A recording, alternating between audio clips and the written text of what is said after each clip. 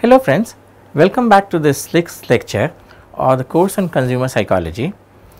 Now, up to the first 5 lectures, what we have done is we have covered 2 main points into the idea of what consumer psychology is. First 2 lectures we looked at what is consumer behavior, so the definition of it and other things related to it, and the variables which define consumer behavior, which basically defines how the consumer behaves or how the consumer takes action into the actual marketplace. The next 2 lectures were forced on to looking on how the consumer searches information about the products that he needs and how does he realize that he has a need for a particular product. So, these were the 2 things that we were doing in the first 2 sections and the first 4 lectures. Now, the last lecture we started onto the third step onto the EKV model. Now, what is the EKV model? If you remember from the last lectures, this is the model through which the consumer decides which product to buy and which product to not buy. So, when he goes into the market and he has all the information available about all the products that he has, the EKV model defines what the consumer is going to do in the market, how is he going to actually make a decision. And so, the first 2 steps in the EKV model is the realization of the need for the product, and the second is search for the information about the particular product, and that we did in the lecture number 3 and 4. In lecture number 5, we looked at the first part of alternate evaluation, which is the process which comes right after the consumer has all the information about the search information that hit into the market. So, alternate evaluation, as we saw in the last lecture, is basically dependent on certain criteria. We describe those criteria, and alternate evaluation is actually a process through which the consumer makes choices. He decides between what products to buy and what products to not buy. Now, the present marketplace is a huge marketplace, or it has a lot of products offering a bundle of benefits to the consumer, and as we saw, the underlying meaning of consumer psychology is buying benefits rather than buying products. So, the consumer does something, right? He does something about choosing from products, which products to buy and which products to not, and this process of making this choice is called alternate evaluation. And in the 5th lecture, which was the previous lecture that we did, we looked into all those criterias of how the consumer makes this choice and what is silent and determinant criteria, and factors like price, country of origin, which helps the consumer actually decide of what product to buy and what not to buy. Now, in today's lecture, what we are going to see is what is the decision rule that the consumer uses in choosing between products. So, what kind of decision rule does he use while he is evaluating 2 products and when he has all the information about all the products that are available into the market. And the next thing that we are going to look at is something called planned versus unplanned purchase. Now, alternate evaluation is not only dependent on the criteria that the consumer uses for choosing the product, it is also dependent on something called the decision rule that he uses, the rule of thumb that he uses, the kind of mathematical rule that he uses for choosing between the products. So, that was the first part of this lecture, and the second part of this lecture will be looking at planned and unplanned purchases. As I said, there are 2 kind of purchases that happen into the market, and so they have a major role to play in alternate evaluation, because this alternate evaluation of choosing one product or the other is not an easy process, and so it differs between these planned and unplanned processes or unplanned purchases, and that is what we are going to see in the later part of this lecture. So, basically the consumer decision rules. What are consumer decision rules? Now, as we know that marketers, they encourage consumers to make purchases decisions that favor their market brands. Of course, the underlying meaning of any marketer, any product manufacturer, is to put information to the market and somehow make it available to the consumer, so that the consumer, while deciding to buy a product, prefers his product or his brand. So, that is the underlying role or underlying need for any marketer. And so, for that to be necessary, for that to happen, the marketer has to understand how the consumer actually takes in information from the market and makes the actual decision. Now, criteria are good because they tell you on what basis the consumer is going to do, but what is the actual process of this decision is what we are going to look into this part of the lecture, and this is lecture number 6 in the series of lectures that we are going to hold. So, basically the consumer has 2 various ways or 2 varied ways through which he makes decision about particular brands, or he does alternate evaluation based on the information in the marketplace. The first method that he uses, the first process that he uses is called the non-compensatory decision rule, and the other is called the compensatory decision rule.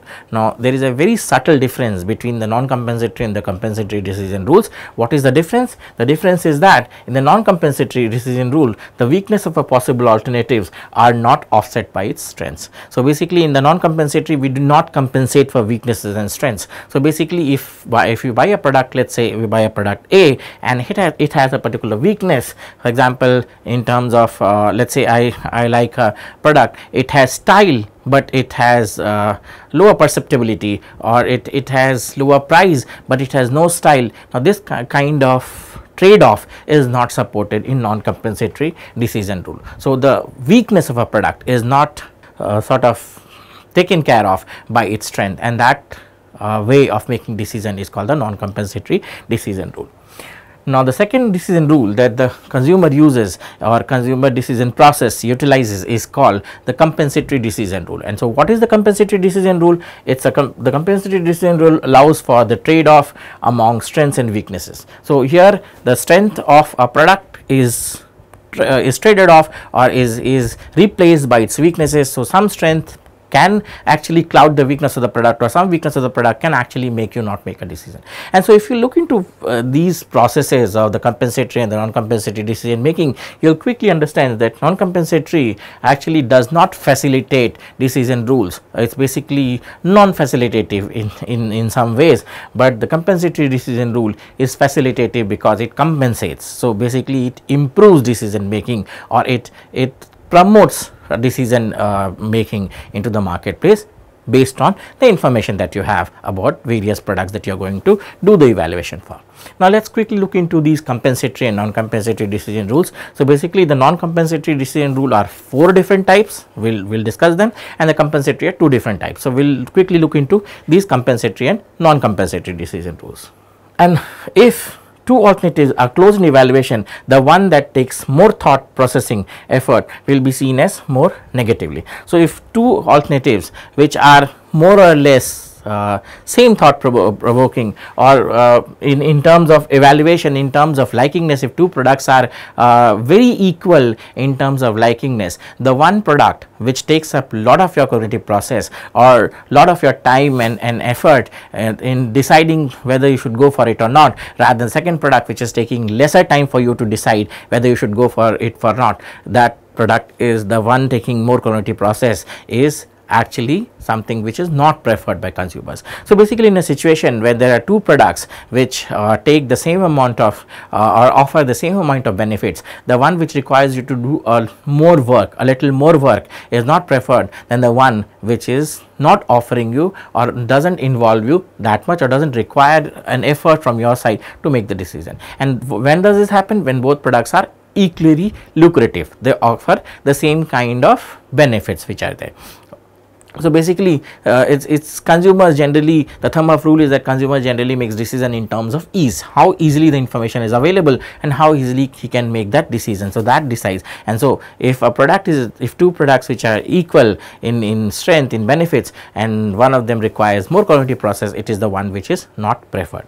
But if a product benefit is more and it's some kind of more lucrative to you, and that requires more cognitive process. So, that product benefit requires more cognitive process, then it is preferred. So, these are the 2 distinctions which we have to understand.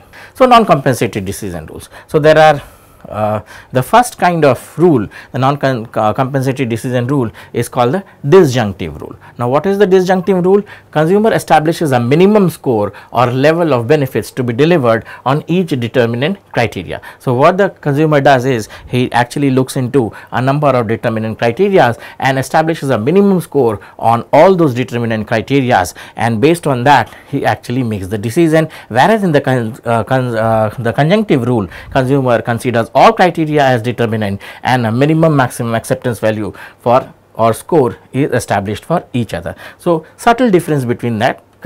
In the disjunctive rule, consumer establishes minimum score or level of benefits to be delivered on each determinant criteria, whereas the consumer considers all criteria as determinant and a minimum maximum score acceptable value for each score is established for each in the conjunctive rule. So, let us look into how does this really work. So, in my disjunctive rule,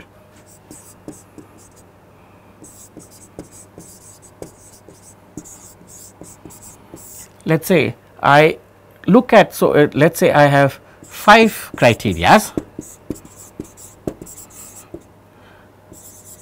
on the basis of which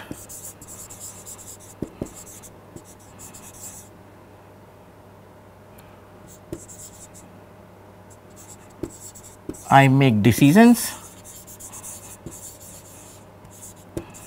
What I do is, out of these 5, I try to limit or determine the determining criteria. So, 5 criteria in total. So, basically let us say I have a product A, I have a product A which I want to buy, and there are 5 criteria on the basis of which I am going to buy the particular product. So, while using the disjunctive rule, what I tend to do is I try to determine those criteria which are determinant. So, out of these 5, let us say I have 3 determinant criteria. I have criteria number 1, 2 and 3, and they are determinant, and let us say it is style,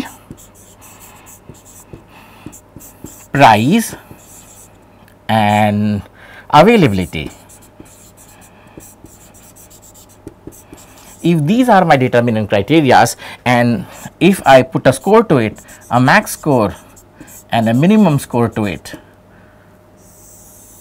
let us say I say a max of 50 points, a minimum of 15 points here, a maximum of 60 points here, a minimum of 10 points here, and a maximum of say 40 points here, and a minimum of 5 points here, and that has to be achieved, then this is called the disjunctive rule. So, what did I do? I looked at 5 criteria. So, as I said, this product A which is supposed to be bought has 5 criteria on which the consumer actually selects it, and what he does is, if he looks into these 5 products, or if he considers only 3 out of these 5 characteristics on the basis of which he buys the product, and he sets a maximum minimum value for it.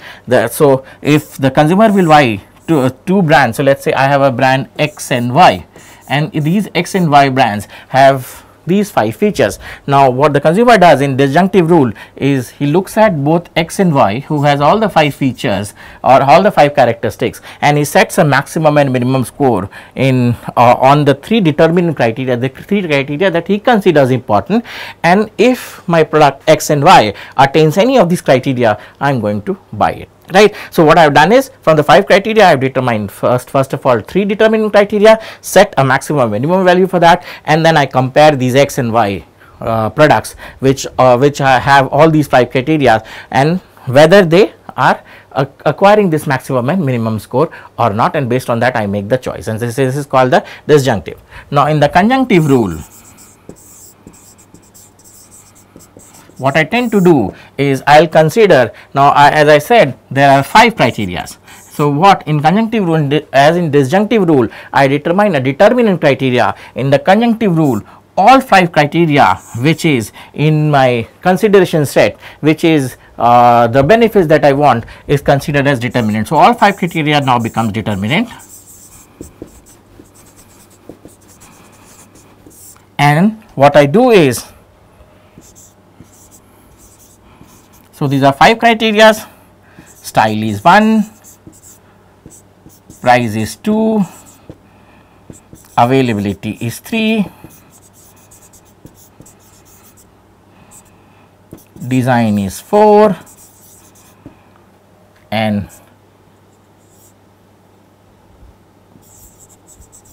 ease of use is 5, let us say. Then I set a maximum value and a minimum value for these. Let us say here I set 55, 60 and 10,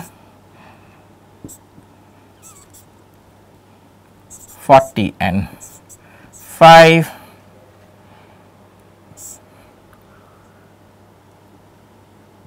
30 and 5, and let us say 80 and 20. And so, I consider all of these 5, and based on that I am making the decision. And so, this is the distinction between disjunctive and conjunctive rule. In disjunctive, I look at all the criteria, from that I determine the determinants, criteria that on the basis of which I will make the decision, then set a maximum and minimum and then compare the products. Whereas in the conjunctive rule, what I do is I consider all the criteria, set maximum and minimum values, compare the products on the maximum and minimum value and then make the final choice. There are two more rules which are non-compensatory that the consumer actually uses to buy products, and these are called the lexicographic rule and the elimination by aspect. Now, what is the difference? In the lexicographic rule, the consumer compares the alternatives based on the most important evaluative criteria. So, he first of all he does something called rank ordering. So, the consumer does something called rank ordering of all the important criteria, and based on that considers the criteria which is highest rank, which has the highest rank, and based on that he actually makes the comparison. And elimination by aspect rule is the consumer ranks the evaluative criteria and also sets minimum scores that must be met on each of them, and that is how he does this elimination by aspect. So, let us look at how does this lexicographic rule works. Now, in my lexicographic rule,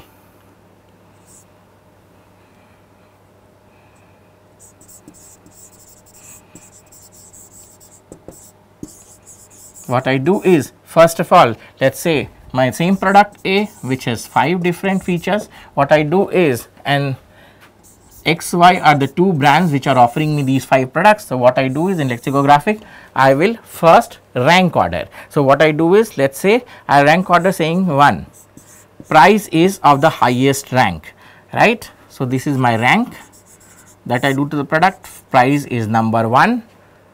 So, let us say, let us name it this way, B is style, it has a rank order 2,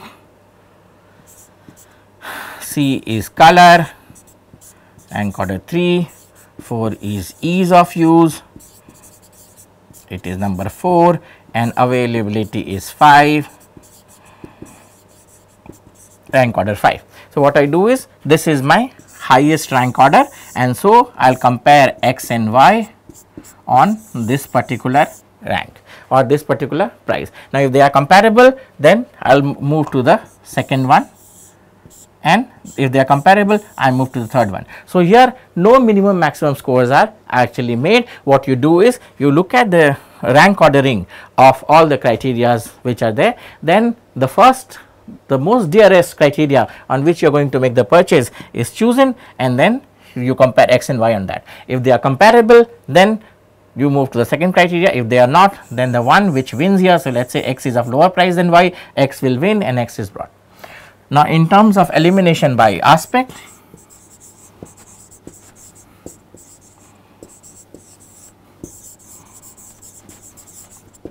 is just a variation of this rule. So, it is the same 5 rules, and so I will go with first price, second is style,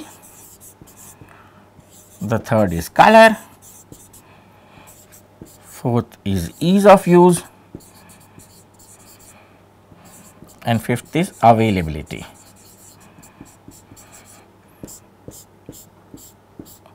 And so, now what I do is I compare X and Y brand here by setting a maximum and minimum value here. Now, the only difference is, here what happens is, there is no maximum and minimum value on the first rank. This is also ranked order, again this is ranked order.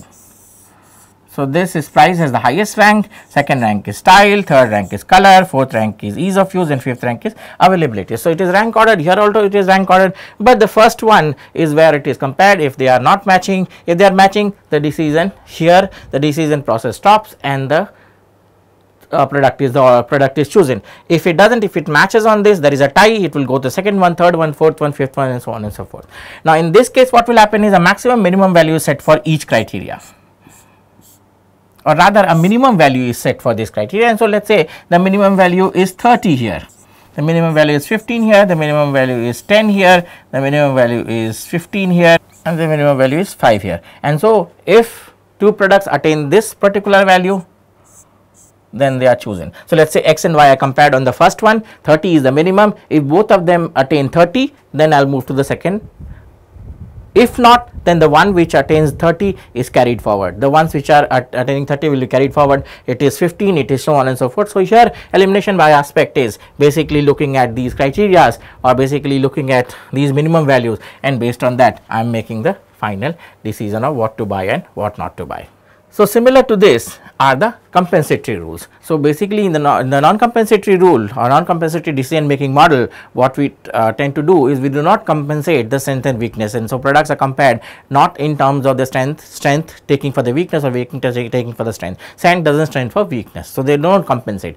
Now, a much better decision rule which actually makes people buy products or which helps people in making easier decisions is called the compensatory rule. And so, what is the compensatory rule? So, in compensatory rule what happens is there are two rules, one is called the simple additive and the other is called the weighted average. And so, what is simple additive rule and what is the weighted average rule? In the simple additive rule, it is very simple. Consumer scores each alternative on basis each of the evaluative criteria and sums up the individual evaluative criterion score. So, that is a simple addition which is there. And weighted average, consumer assigns the relative weights to each evaluative criteria, then the score on each evaluative criteria is multiplied by the relative weight. These weights are scored and summed for each alternative being considered.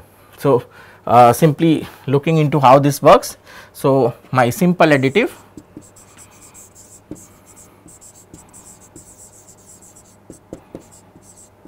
and here is my weighted average.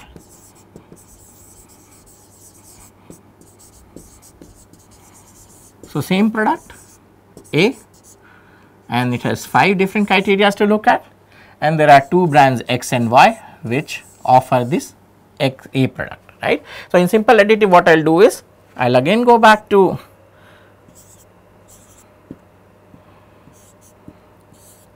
the 5 different things. So, price, color, availability,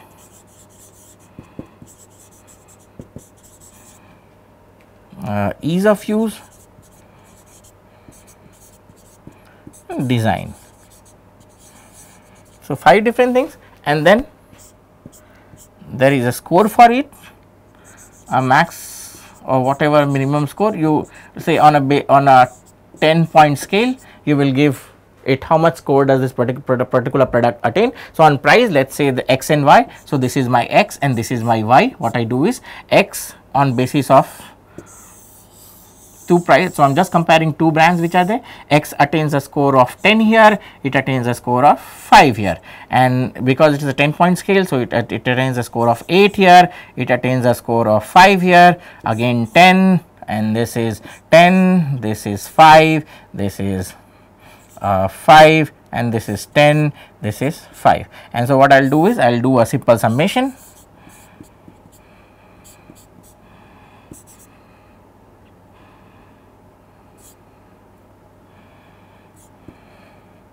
And so, simple summation is 42 here, whereas in this case 30 here. So, value of 42 here and value of 32 here, and all the 5 criteria that I am looking at, the simple average is 42 here. So, 42 divided by 5, 30 divided by 5, the score I get is 6 here, and the score I get here is 8 point something. So, 8.5,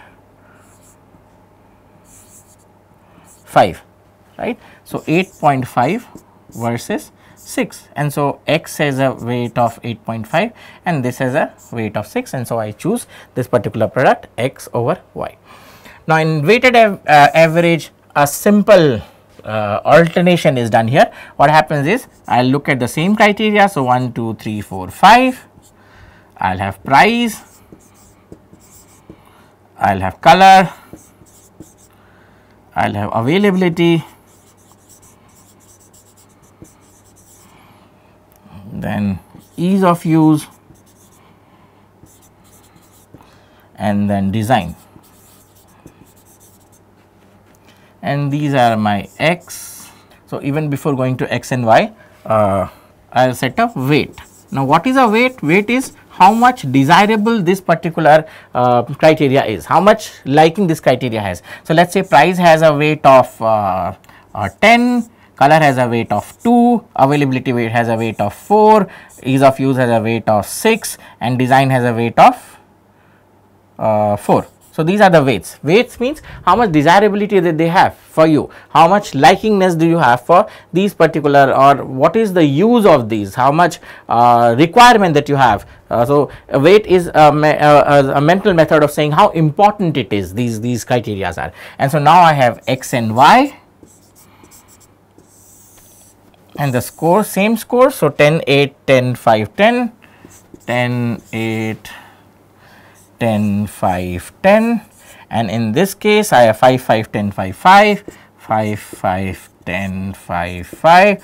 What I do is I look into x into weight, x into weight. So, x multiplied by the weight and y multiplied by the weight. And so, what I will do is simply looking into 10 into 10 is 100 in for x, and for y the same score is 5 into 10 is 50. In this case it is 80,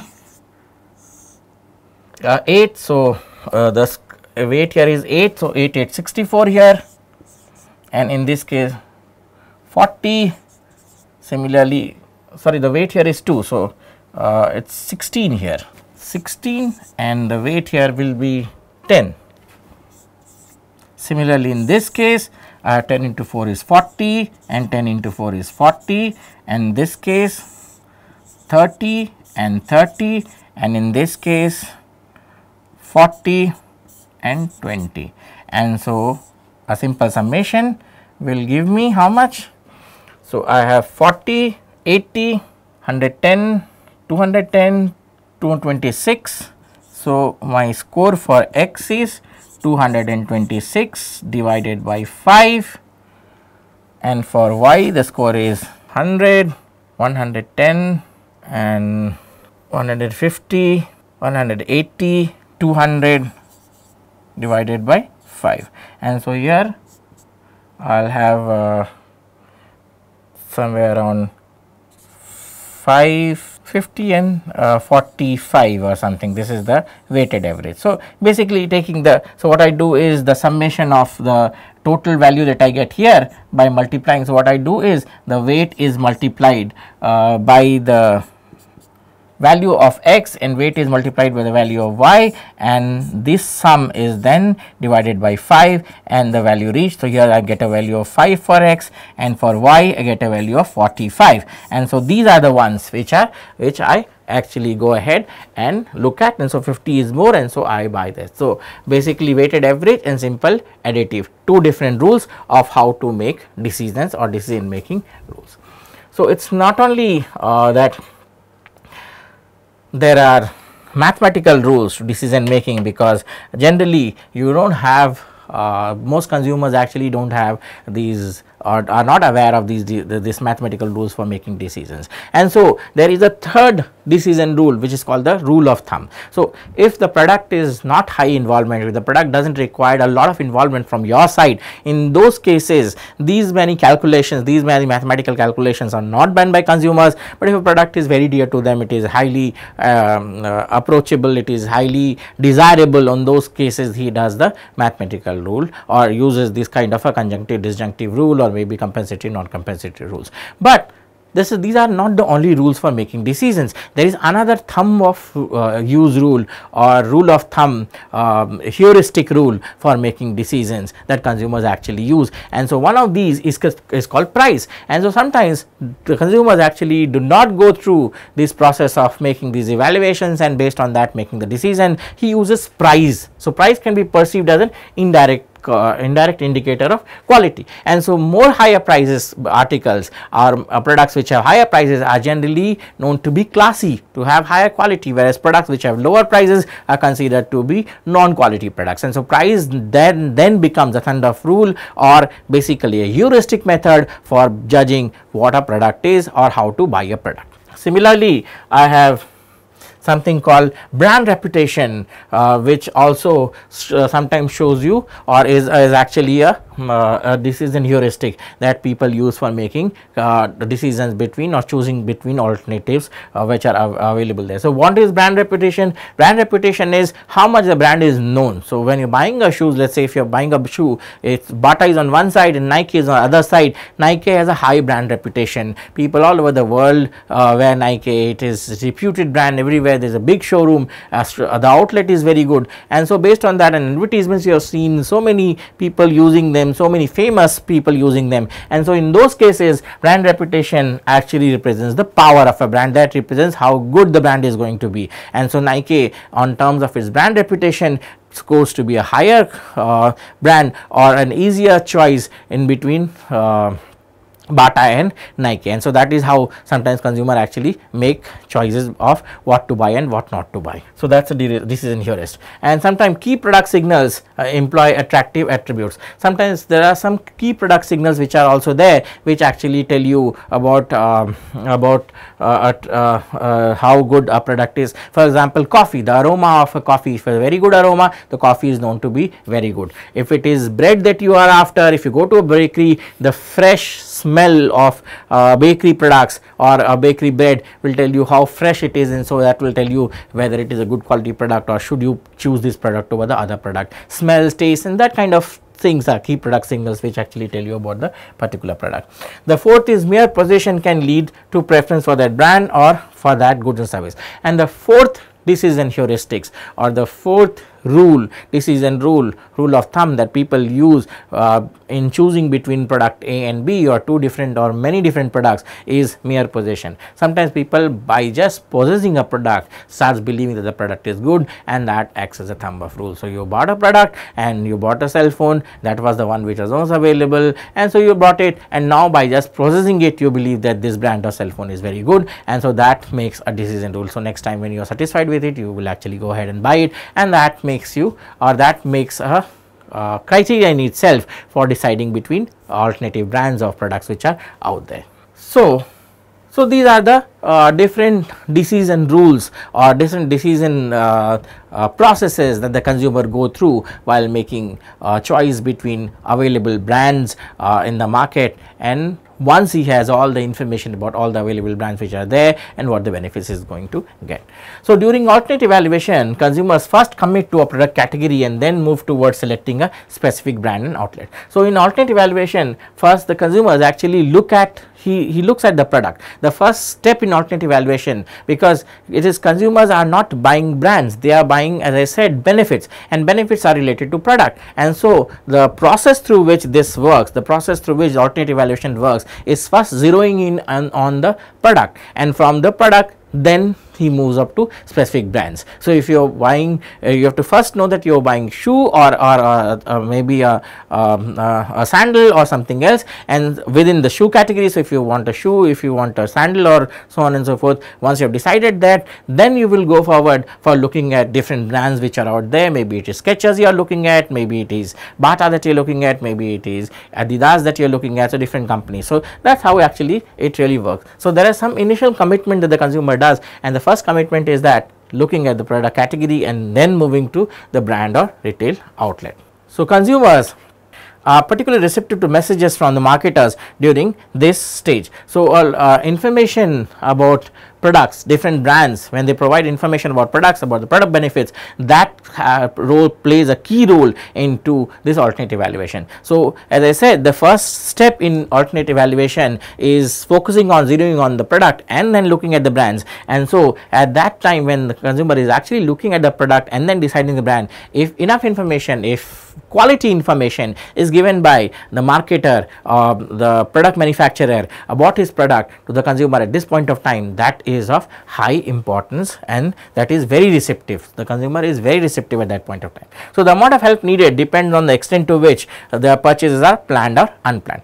And so, this information that the consumer, that the marketer is providing to the consumer in alternate evaluation or before the process of alternate evaluation is also dependent a lot on what kind of purchase you are doing. So, there are two kinds of purchases that we actually tend to do into the marketplace. One is called the unplanned purchase, the other is called the planned purchase. And so, depending on the type of purchase that you are intending to do into the marketplace, the product or the information that the marketer has to give you is varying on what kind of product that you are actually looking forward for into the market. Now, planned versus unplanned purchasing. Now, specifically this, what is planned purchase, what is unplanned purchase? Let us make a distinction right here.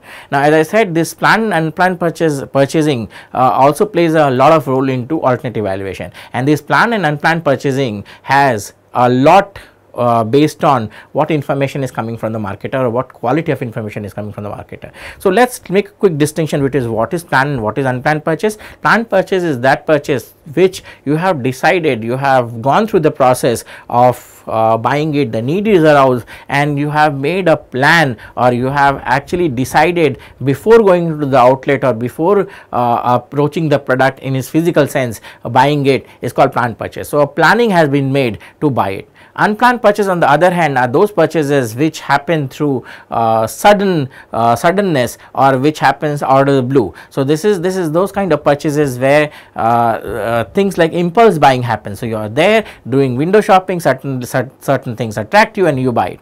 On the other hand, planned purchase is that where planning has been made, funds have been saved, all kind of information has been gathered about the product, and then you finally go to make the purchase. So, there is a distinction between a number of planned and unplanned purchase. We will actually look into what these are. So, specifically the planned and unplanned purchases. Within the planned purchase there are a number of planned purchase types which are there. The first kind of purchase type within the planned variety is called the specifically planned purchase. So, what is specifically planned purchase? Consumers decide on the item and even the brand before visiting a store or investigating other outlet options. So, here in the specifically planned purchase, what the consumer actually does is, even before going into the market, even before going into the store, what he decides is what is he going to buy and which outlet is he going to buy. So, if I think of buying Levi's jeans, if I am in need of a jean, and if I think of buying a Levi's jeans and I decide to go into a Levi's store into the city and buy a Levi's jeans from a Levi's store, this is called specifically planned purchase, because what has happened here is, even before interacting with the product, even before the process of evaluation happens, I have pre-decided on what product to buy, what brand to buy, what outlet to buy, and so on and so forth. And so, in these cases the process of purchasing is called specifically planned purchase. In comparison to that, there are something called generally planned purchase. This is another kind of purchasing which happens into the market. And so, what is generally planned purchase? Now, before visiting an outlet, consumers decide to purchase an item from a certain product category. The specific item and the brand are not yet decided. So, here what happens is, in this kind of generally planned purchase, what the consumer knows is that he has to buy a particular product, but what he has not decided is what product is he going to buy, from which brand, from which outlet, those things are not decided. And so, subtle difference between them. In the specifically planned purchase, what has happened is, I have decided on everything. I have decided on the brand, I have decided on the type, I have decided on the product, and I have decided on the store outlet and the way of buying it and everything. In the general buying chance, it so happens that only a product category has been outlined, but where you are going to buy, how you are going to buy, what you are going to buy, which outlet you are going to buy has not been decided. And so, in this cases, it could be, in generally planned, it could be that I am going to buy vegetables, let us say. Now, if I am going to buy vegetables, it is a generally planned purchase, because I have not decided on what vegetable I am going to buy, where am I going to buy, whether I will do a comparison on price or not, which type of vegetables that I am looking at. And so, within category distinction, outlet, and so many other things are to be looked at. Whereas, in a specific planned purchase, as I said, if I am going to buy a particular Levi jeans from a Levi store, this is called the specific planned purchase. And so, subtle difference between them when the category is decided, but the actual product, the place of buying, the way of buying is not decided, it is general planned purchase, whereas with everything is fixed up, it is called the specifically planned purchase. Then, in addition to these two types, there is also something called substitute planned purchase or substitute purchase. And what is a substitute purchase? A consumer switches from a specific or generally planned item to an altogether different one. And in substitute purchase, this is also a planned purchase. So, I am going to buy, let us say I am going to buy pants, right? I want trousers, and so I go into the market, I am looking for a jeans, and suddenly I find out an offer which is on let us say tracks, or an offer on cargos, and so I decide to buy the cargo and or tailored pant or formals and not buy the jeans. Why? Because there is some offer, there is some liking, or suddenly something changes and I like it, or due to some market information or maybe personal information I make the switch, and this kind of purchase is called substitute purchase. So here what has happened is I have switching from a specific or generally planned item to an altogether different item. Right. So it could be within the category that I am doing the extension, it could be out of the category. So I would go there for buying trousers and I buy a t-shirt instead. I go there for buying trousers and I buy a formal shirt instead. And so this kind of purchase is called switching purchase or switch substitute purchase, which is another kind of planned purchase which is there, because I know what I am within the larger category, I know what I am going to buy. And then there is the fourth type of purchase, which is called the unplanned purchase. So what is unplanned purchase? Here no conscious prior consideration or need recognition is there. So the person has no need recognition, he doesn't even know if he needs the product or not. He goes out there, visits a mall, visits or looks at a catalog, looks at a place where things are being sold. So it could be a mall, it could be a flea market, it could be a swap market, anywhere. So he sees a particular product, no idea that he wanted to buy it before, appeals to him and he buys it, and that is called the unplanned purchase, and that is the fourth kind of unplanned purchasing which is out there. So planned purchasing behavior, there are a number of intervening variables, there are a number of variables which actually influence this planned purchasing behavior, and some of which includes changes in financial status, employment situation, family or household size, social conditions or norms, and even the weather conditions. So a number of intervening variables decide whether the planned purchase actually gets completed or not. For example, changes in financial status. So let us say that I plan to buy a car, everything has been made, everything has been decided, and suddenly the government raises the export duty on certain parts of a car and the price of the car shoots up, and so I have no more money left for it, and so one of the factors is called financial status. Now employment situation could be another problem or another intervening variable in which affects planned purchase. For example, I was employed and suddenly a layoff happened and I was laid off, and so the car that I was thinking of buying or planned on buying, I cannot buy because I don't have enough saving, or even if I have saving, I don't want to tap onto it. It could be family or household size. I get married, more number of people are there. So initially I was looking for buying a Volkswagen Beetle 2 people car, suddenly the family expands. Now I don't want to buy a Beetle, I want to buy a bigger car because the family size has increased or something in the household has increased, and so I am thinking of buying a new car, and so the one that I wanted is no more desirable for me. Social conditions or norms, and even weather conditions. Sometimes social conditions, for example, I think of buying a particular product, I think of buying a Volkswagen Beetle, but people say that it is more of a feminist car, and so looking at the society, looking at the people around here, I decide not to buy it. So no matter how much planning I have done on buying that, how much money I have accumulated, finally while going there something happened, talk to friends, and these friends say that it is more of a feminine car, don't buy it, and so I don't make the final purchase, and so I don't make the purchase, and so planned purchase gets influenced by societal norms. Now the amount of time a consumer spends deliberating about a choice decision affects both the actual purchase and the time of the purchase,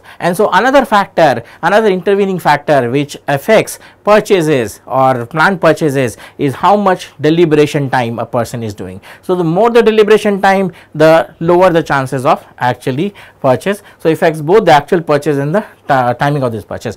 So if I wanted to buy a car, but I don't think my search is enough and I keep on searching, what would happen is things would change, and so the model would get out of business, or the model gets replaced, or the particular thing that I am looking for is no more available, or it could be that the company went out of the town that I am looking for and the product is not available there, or it could be the company went out of business. There could be several other things, or maybe I deliberated so much that the money that I have saved for it is no more available, or some financial other conditions happen, some social conditions happen, suddenly the family became big and the planning of Beetle cannot be done. So the more deliberation, the more weight I do between deciding a product and actual purchase, the lesser the chance of you making the actual purchase happen. And so this deliberation time is another thing that the marketer has to take care of. And so what marketers tend to do, or what marketers should do to reduce the deliberation time is offer certain kind of benefits, certain kind of membership, certain kind of discounts, enough information so that the deliberation time is less, or have convincing people so that they convince the people, the actual consumers, into lowering this deliberation time. Because if it is a planned purchase and the deliberation time is high, the product buying actually is narrowed down or is sufficiently not completed. And so one important factor in terms of what decides planned purchase is basically the deliberation time. There is another important factor which lowers planned purchase, or basically which is a technique that generally people use, is called something called de-shopping. Now, what is de-shopping? De-shopping is getting an experience of the product and not keeping the product. So, basically ordering something from an online shop, keeping it for some time and then returning it back. So, when you have an experience of that particular product, the chances of you actually converting in buying that product becomes very less. And so, de-shopping, consumers deliberately plan to return goods after the consumption experience, even though there is no actual fault to the item. And in these cases, planned purchases actually go ahead and they go down. And so, this experience, this keeping return policies that companies give, if the return policy is longer duration, people will actually experience the product. And so, if it is an experienced product and may return it back, and so the actual buying process may not get converted. And so, de-shopping is another intervening variable which can lower planned purchases or purchases for that matter, because if you are doing de-shopping, you have actually planned to buy that product and get the experience of it. So, it could be things like using buying a new laptop or a camera, using it, getting the experience out of it and returning it back to the company saying that it is not worthwhile. So, you have had the consumption experience and so you have not purchased it, and so the planned purchasing decreases through de-shopping. And so, company should not give enough time interval or enough de-shopping time for return, so that de-shopping should be promoted, or they should discourage this de-shopping, because that will lead to lowering in the purchase behavior. Now, with the planned purchase, there are other kind of purchases which are out there in the market, or which are there in the consumer actually goes through, and that is called the unplanned purchase. So, what is unplanned purchase behavior? When we enter to the marketplace, we carry with us a written or mental list of places to go and things to buy. So, as we go into the marketplace, there is always a list of what to do and what not to, what to buy and what not to buy. And so, we always consult this list and decide what shops to go, what products to buy, what things to have and what things to not have, that kind of a thing. So, when we buy items that are not on either list, the mental list as well as the written list, the purchase considered is unplanned purchase. So, something that we buy which we have not considered before. So, if we buy a product which is neither on the written list that we take to the market for buying products, nor on the mental list that we have for buying any product, that kind of purchase is called the unplanned purchase, and that is what it says. So, it is not neither on not on either list, the mental list or the written list. This kind of purchase is called the planned or impulse purchase. And so, there are varieties of this unplanned purchase, and so we will look into what are these unplanned purchase and the factors which affect the unplanned purchase, and how does unplanned purchase actually affect alternative valuation.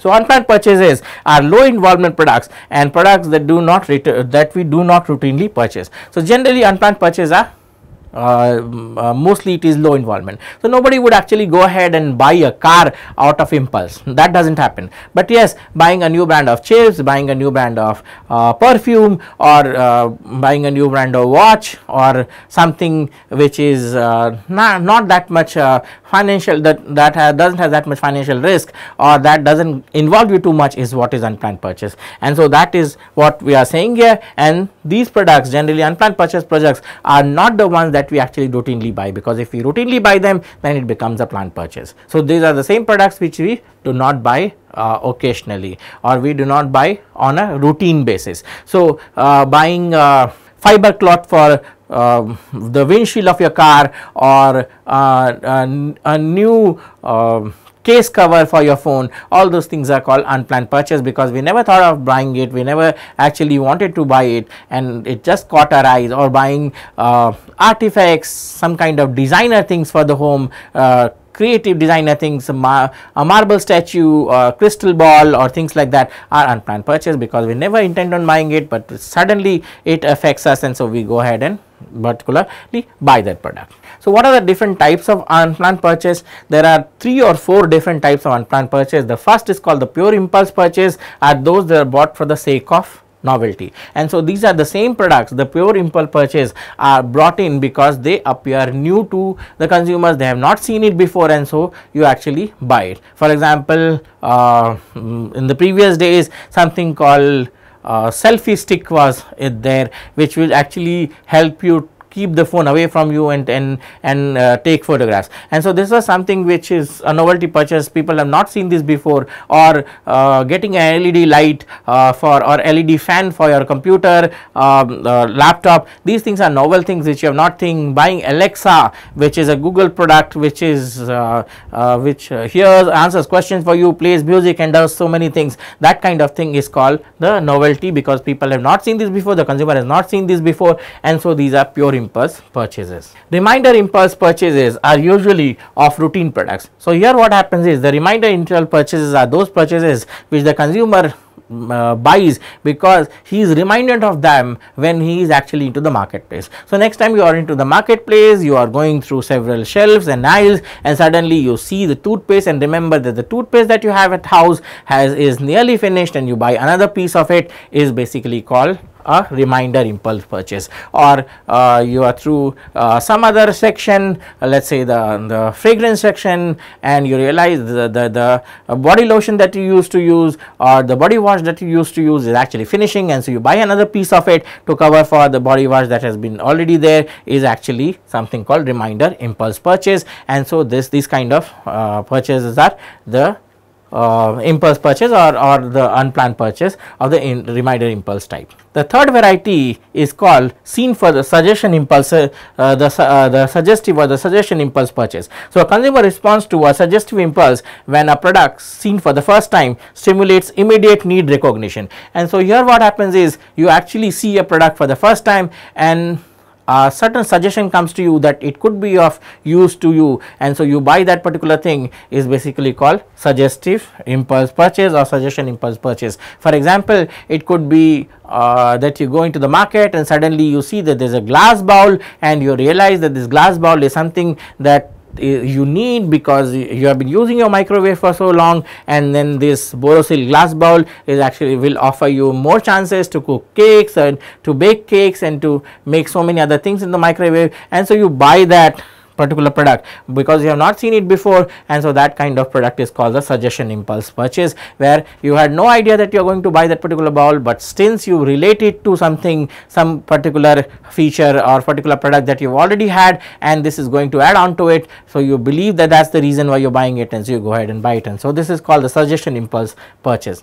And the fourth type of impulse purchase, so in a planned impulse purchase, a consumer responds to a special incentive to buy an item once considered but not selected. And so planned impulse purchase, which is another kind of unplanned purchase, is basically buying something that you have considered before but you have not bought. Let's say that you considered before buying a new brand of watch, and so at that point of time the money was not there, and suddenly the money is there, or actually you see a sale where a certain company has come down with a particular product which you always wanted to buy, it was there on your mental list, but you were not able to afford it, and so you see that sale or you see that reduced price or some kind of offer with it, and so you go ahead and buy it, whereas when you entered the market you actually had no idea that you are going to buy it, is basically called the planned impulse purchase. So here what happens is, the consumer responds to a special incentive to buy an item once considered but not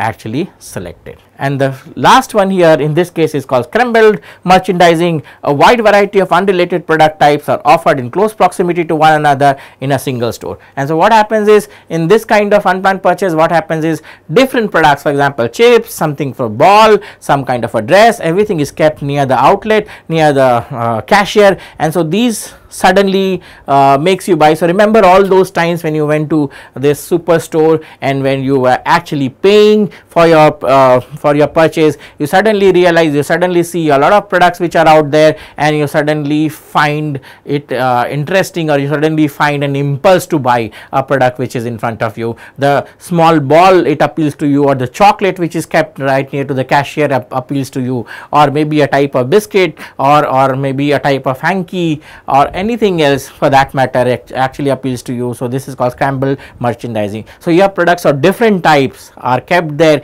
These are low involvement product, and the consumer, when he sees it, he immediately realizes, or maybe out of non-realization, process realizes that he needs it and he buys it, and this is called scramble merchandising. So another way of how this unplanned purchase actually happens. So how do we actually go ahead and increase this unplanned purchase? And so there are a number of ways in which unplanned purchases can be increased, and so I will discuss some of them. So a number of ways which improves this unplanned purchasing at the point of sale is basically point of purchase display. So what I can do is, where the point of purchase is, I can display that particular product. I can do a price reduction of a particular product, an artifact, let's say an piece of art, a piece of marble statue or something. I can show that it has reduced price, and that can lead to unplanned purchase, improving unplanned purchase. In-store coupons, so I could give you coupons which can be actually converted into money, and that can lead to unplanned purchase. So basically, you've seen going to these big bazaars and all, you often see that if you buy for 1000 rupees, there are coupons which will help you buy certain other kind of a utensil, which will offer you some 50% reduction on that utensil, and so this is the kind of thing that I'm looking at. Multiple item discount. So what happens is, if you buy 3 of it, you can get 1 free, and that kind of thing improves unplanned purchases. Packaging. Sometimes the packaging of unplanned products is in a certain way that it appeals to you. Of course, packaging is something which is related to perception and attention, which we look into the upcoming lectures of how these variables of perception and attention actually increases purchase behavior, or how do consumers use these for making purchases, is something we will look into later chapters, where we do the specific psychological variables which actually help consumers in making purchases, or in which goes ahead and decides consumer behavior. We look into that in later chapters. For now, that's what it can happen. So in-store demonstration is another thing where a particular product is demonstrated, the use of it is demonstrated to the store. It could be free samples, so free samples could be given to people, and these free samples can actually enhance purchasing. Free items, similarly store atmosphere. Sometimes store atmospheres of good stores, or light music, or light perfumes, or this music perfume combination, store lighting, and all those things, the friendliness of people on the store. So these variables also actually increase this unplanned purchase. And store layout, merchandising, shelving, and salesperson. So a lot of variables are there, and all these variables actually help you in deciding or encouraging the unplanned purchase and increasing the unplanned purchase in a consumer decision process. So in this particular lecture, what we actually looked at is, we actually looked at how does the consumer actually decide in buying a particular product. So what are the rules that he uses? So I discussed a couple of mathematical rules that he uses, and then a rule of thumb, which is the heuristic rule that he uses. Beside that, we also looked at 2 different versions of purchase, which is called the planned and unplanned purchase, and how this planned and unplanned purchase actually affects this alternate evaluation process. So what is unplanned purchase and what is planned purchase, and how this planning of a purchase, or unplanning of a purchase, or buying purchase out of impulse actually go ahead and decide this alternate evaluation and choice of the final product that is being chosen into. So in the next lecture, which is the continuation of this lecture, which is the upcoming 7th lecture, we will look into how consumer chooses outlets. So up till now, we have looked at products, we have looked at product benefits, we have looked at product types, we have looked at consumer decision rules, and we have looked at purchasing types, how a purchase is done, or how an alternate evaluation is done. But the story doesn't stop here. A major part of this purchase behavior, of consumer alternate evaluation behavior and choice behavior, is related to how the consumers actually chooses from where he is buying. And also in the next lecture, we are going to see what is shopping, or what is the shopping process, or how does consumer actually go ahead and do the shopping. So for now, it's this much only for now, and we'll continue with this in the next lecture. Thank you.